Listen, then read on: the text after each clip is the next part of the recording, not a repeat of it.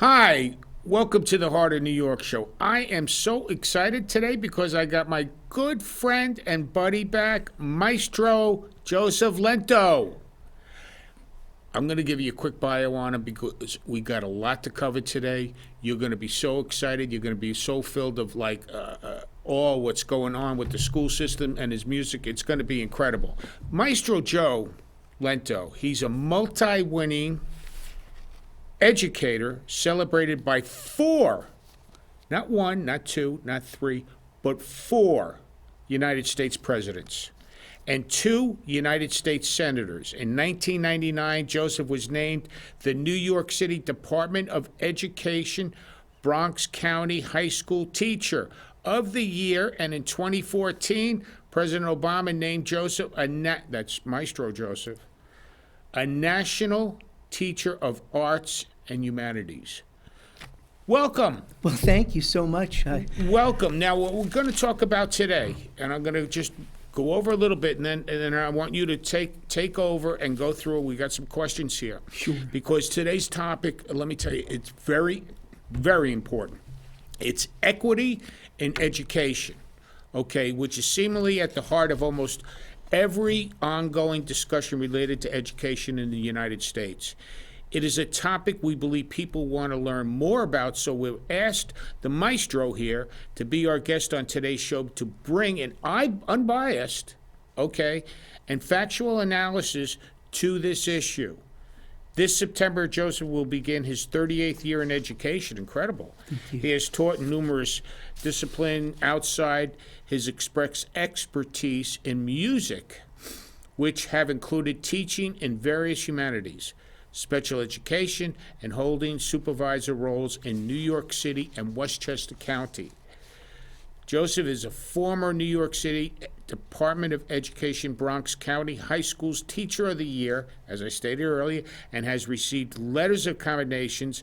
Again, I want to state this because I'm so impressed, from Presidents Jimmy Carter, George W. Bush, George H.W. Bush, and in 2014, Joseph was named National Teacher of Arts and Humanities by President Obama. Welcome, brother. Well, thank you so much. I'm just so impressed. I don't want to waste a minute here. Okay, I want to get right into it's so good to have you here, but these people have to know what's going on, more so than us talking over coffee or something. So, thank you. I got to. What is it about the topic in equity in education that has people at odds? Well, like most topics, people have some information. They don't have all the information. Maybe they have only the information they want to receive. Mm-hmm. Maybe they're not getting the information. But what's at the heart of the topic is that there's a narrative that says our children are being discriminated against in different areas of the state and the city of New York. And, that's not exactly true. Our schools, our politicians, everyone's doing an outstanding job in supporting children in education, no matter where the demographic is. And on today's show, we're going to point out the enormous gains that have been made in New York City, around the state, and all that our politicians are doing for education in the state of New York. So this is not the typical narrative. The typical narrative is one set of kids has, another set of kids don't. When it comes to education, the system is set up very equitably, and we'll highlight that as we go along. Now, we might not be happy with all the results, but the system is in place to give every student what they need. Excellent. I understand that schools in New York State are also grouped by regions. Are you familiar with how much each region spends per pupil on education, or is it the same for every region? If not, can you explain that? Sure. Well, New York City is it's the second largest school system in the entire nation. At any point, there's between 3 and 4 million students, over 200,000 teachers. That doesn't count supervisors and other staff. There are over 5,000 school buildings and probably close to 1,000 school districts in the state. For the purpose of how the budget and so on is they work that out. New York State's divided into different regions. Western New York, Central New York, Lower Hudson Valley, New York City, Long Island, Mohawk Valley. And during the last census, New York City and New York State, actually New York State, spent double the national average per pupil at nearly $25,000. The national average is about $12,500. Now, while it's true, some students in different parts of the state have a different student expenditure. Let's say students in the Mohawk Valley, they're getting 24, or what the census said, $25,000 a year, but someplace in Long Island is $32,000. That's simply based on economics. Where it costs more to live, teachers are paid more. It has nothing to do with the dearth, or lack of programs and classes. Those all come down from the state, and every school that has its doors open has to have all those programs and courses and qualified teachers in order to teach children. That is something. That is something. We're going to go quickly through this because I want to make sure we get all these questions answered. Is there ever a time when per student's expenditures decrease? For instance, what if schools lose enrollment? That's a very good question, and the simple answer is, it never goes down. The price of student expenditures doesn't go down. Recently, I think as recent as May, the gentleman, Mr. Lowry, who is one of the spokespeople for the New York State School District Administrators Association, said point blank, while enrollment is going down, we still have expenses. You have to keep the schools open. You have to pay the teachers. So, in fact, the cost per student never goes down. That's just an economic. You have a business. You're running a business. It costs money to run a business. So the schools remain funded, and the funding never decreases. Not based on any statistics I've researched, and going back as far as 2012 alone, the infusion of money is wonderful for the kids. That is something. Why aren't we hearing this type of positive information? We're hearing so much negative. Why?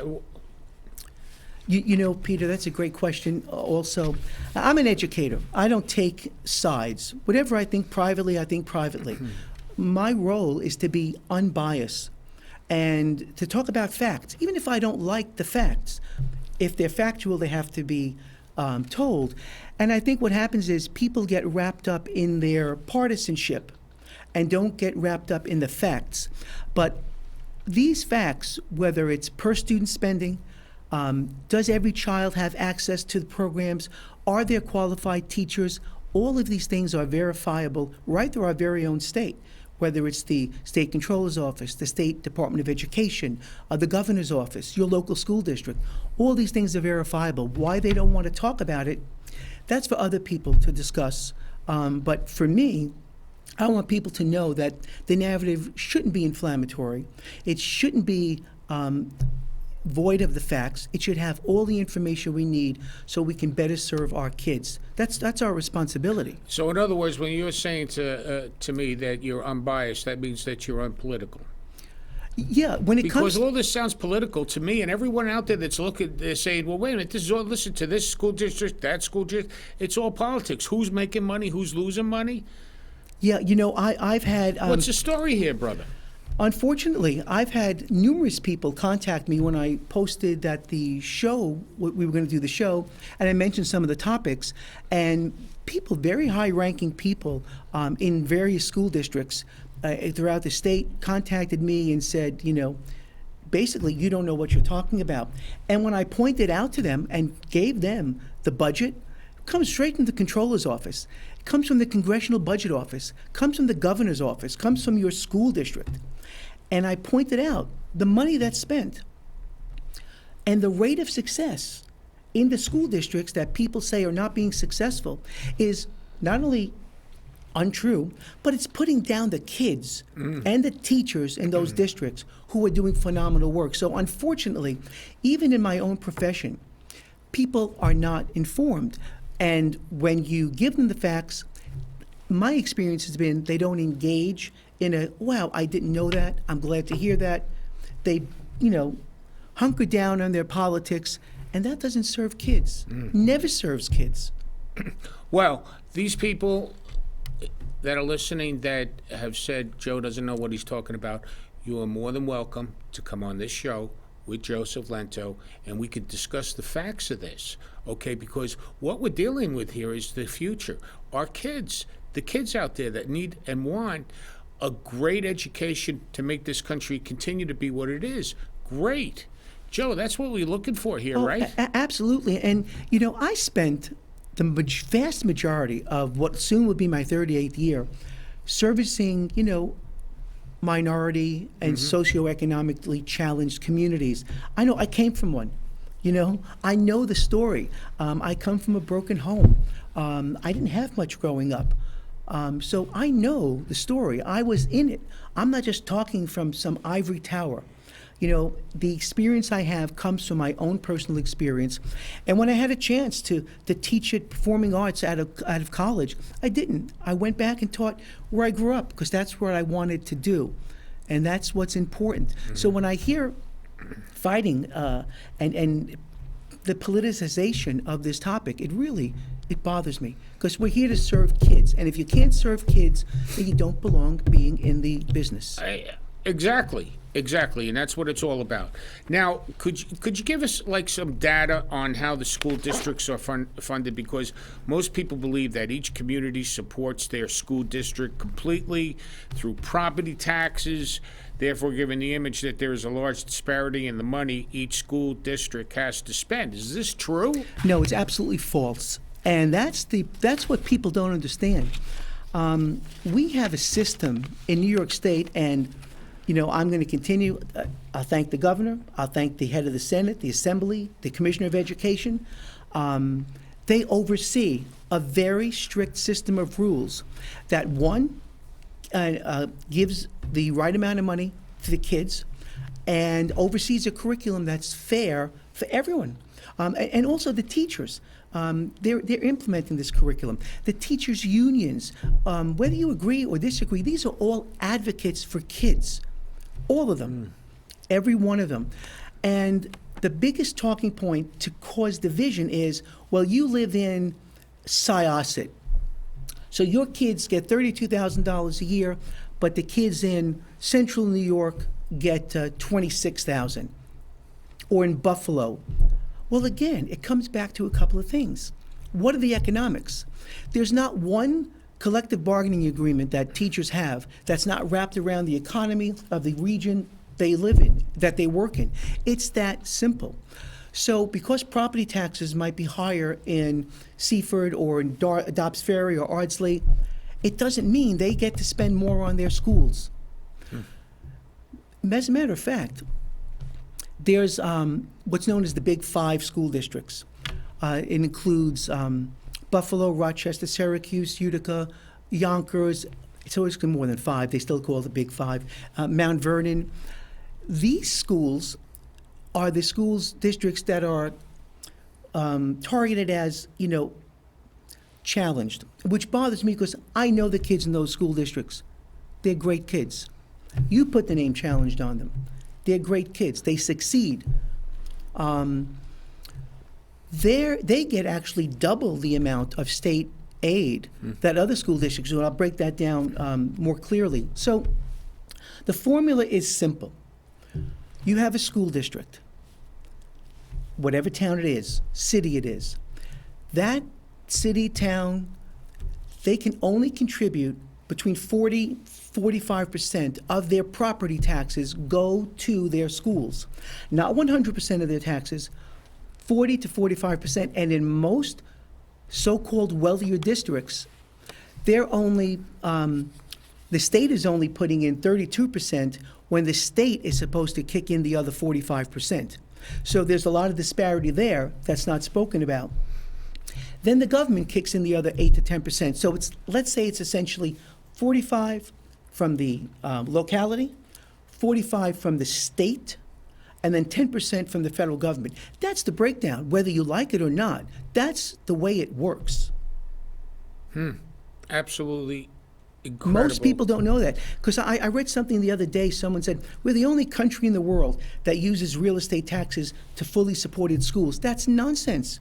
If you look at the Lincoln Land Project, which is a progressive think tank in Cambridge, Massachusetts, one of their recent studies shows that with the exception of maybe 12 to 18 countries in Asia, every other industrialized nation in the world uses the same formula we do, or something very close to that.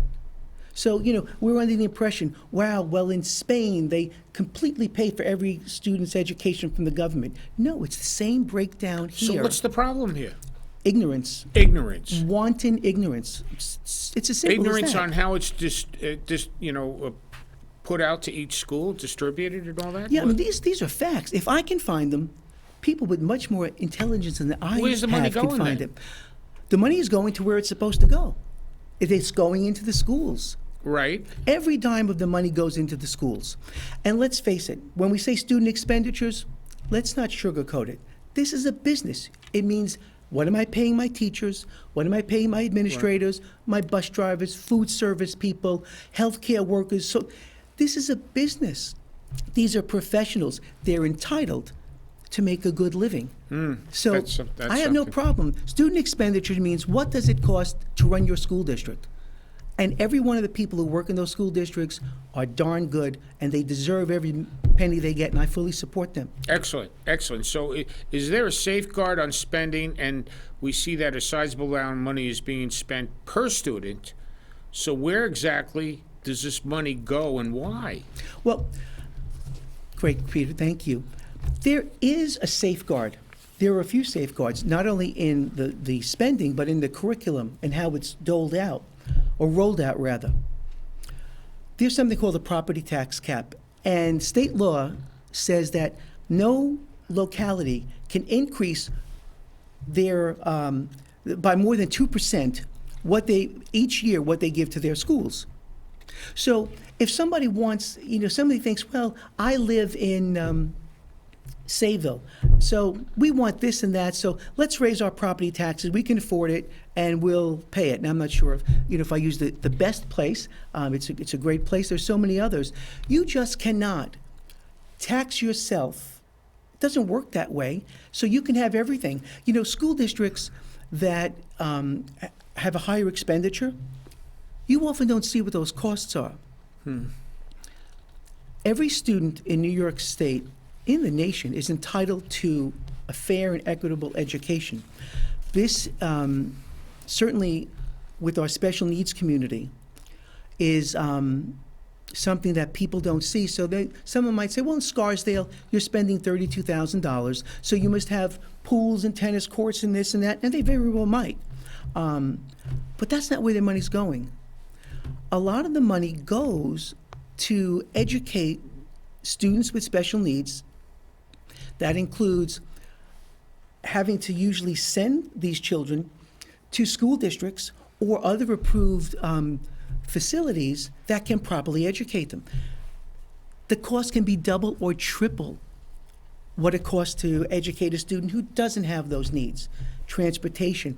So when you look at this difference, one, it's a regional economic difference, and two, smaller school districts, so-called wealthier ones, also have a lot of special needs kids that they're paying for. They have to, and they should. So they just can't tax themselves by will into having a great system. I think all our districts are great. How's that? That's wonderful. That's wonderful. I think they're all great. And it's wonderful that the funding going for special needs, because they most of them really want to excel in education. Absolutely. For years and years, there's been a Board of Cooperative Education Services, better known as BOCES, the acronym, where there's lots of wonderful alternative programs for students who don't fit a particular niche, and they can go and study this and study that. And if you have additional special needs, now, for instance, in our Big Five school districts, they have inordinate numbers of children with what they call, exceptional special needs. And one of the reasons is because our big cities, believe it or not, do a great job at educating children with exceptional needs. So if Buffalo has 80 or 90% of children who have exceptional needs, it's because they do a really great job at it. It's not because they're dumped on. It's because they're doing great things. When Yonkers or Mount Vernon, because they're doing great things with those children, not because they're being dumped on. And that's it's like it's a burden. It's not a burden to teach those children. I know I have. No educator thinks it's a burden. But the narrative wants to make it look like it's something bad. It's not something bad. The fact that Buffalo educates 87% of children with extraordinary needs is a great thing because they're doing a great job. Buffalo's at the top of the list for that. That is something. We also hear a lot of talk about the New York State curriculum not being offered in all school districts. Is that true? It's complete nonsense. We are a state and a nation of laws. And, again, whether you agree with a particular party or not, that's your business.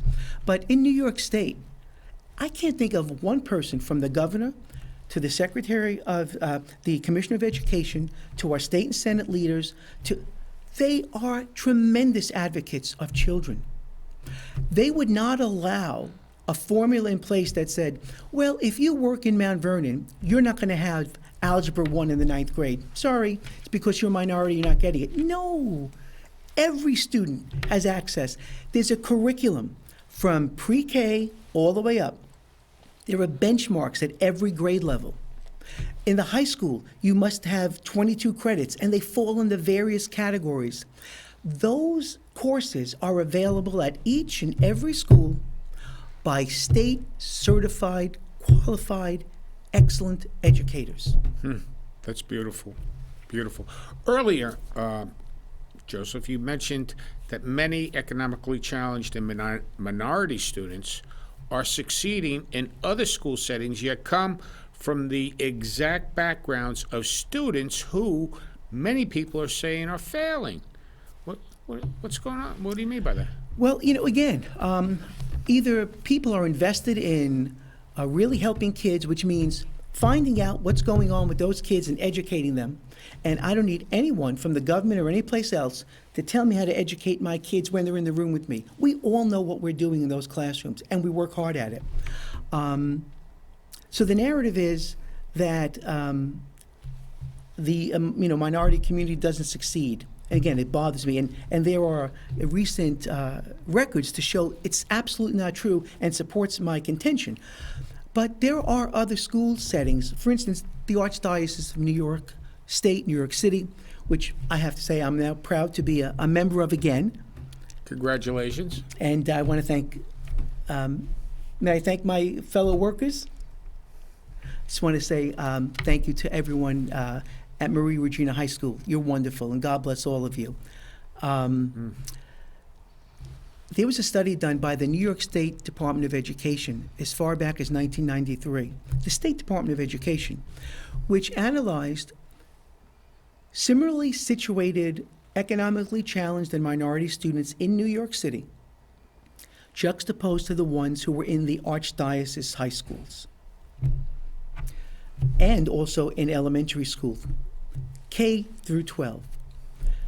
K through 12, K through 8, especially K through 6, every benchmark, math, reading, social studies, so on and so forth, the students were achieving at a higher rate than their counterparts.